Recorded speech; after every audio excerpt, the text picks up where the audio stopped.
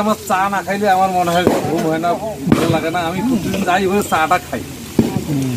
তো উনি নাকি বলছে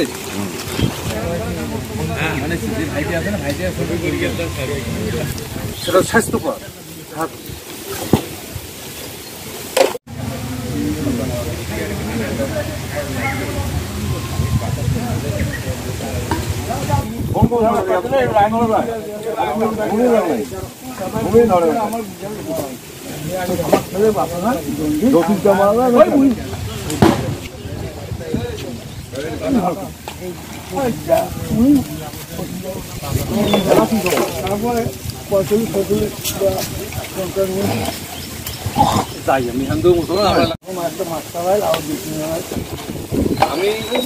আমি কারো মৃত্যু সংবাদ শুনলে